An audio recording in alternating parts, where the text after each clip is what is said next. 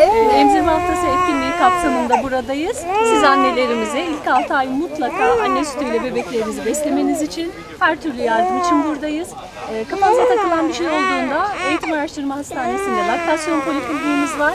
Yine özellerimizde ve aile sağlığı merkezlerimizde eğitimli hemşire arkadaşlarımız her konuda size yardımcı olacaklar. Anne sütü mucizedir. Lütfen emzirin.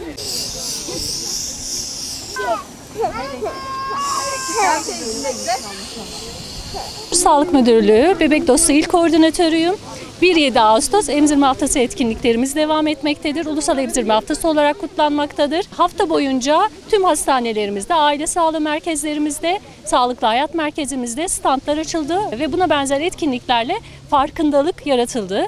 Bizler il olarak Altın Bebek Dostu unvanına sahibiz. 20. haftadan itibaren yine ilimizin tüm hastanelerinde bulunan gebe bilgilendirme okullarında tüm gebelerimiz gerekli eğitimleri almaktadırlar. Doğum sonrasında da yine doğum yapılan hastanede emzirme hemşireleri tarafından nasıl emzirecekleri, karşılaşacak sorunlarla nasıl mücadele edecekleri tamamen eğitimli arkadaşlarımız tarafından verilmektedir.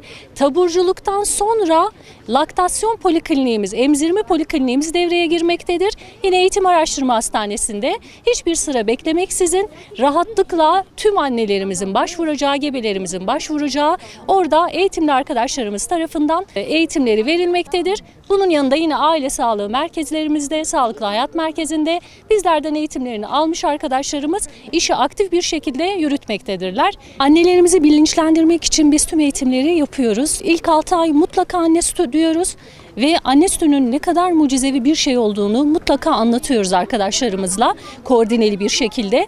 2 yaş ve ötesine kadar mutlaka anne sütü diyoruz. 6. aydan sonra yine destekleyici besinlerle anne sütüne devamlılığı sağlıyoruz.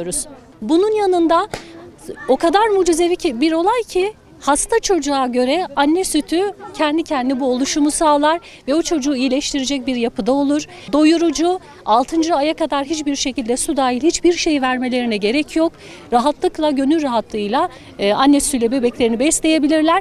Bizler hangi konuda sıkıntı yaşıyoruz? Maalesef bazen otorite sayılan kişiler oluyor. Mesela o ailenin kayınvalidesi veya komşusu mama kullanımı konusunda bazen baskı kurabiliyorlar.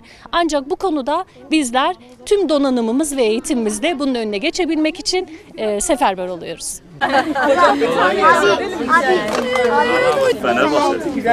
Allah başlasın. Kaç hafta diyorsunuz? Polikliniğimiz aktif. Randevu Eğitim araştırma. Randevu almaksızın rahatlıkla başvurabiliyorlar. Ve öğretimimize bir konuda eşliğinde danışmanlıkları tamamlanıyor. Böyle şey böyle misiniz? Bakalım. Bunlar var bizim kendi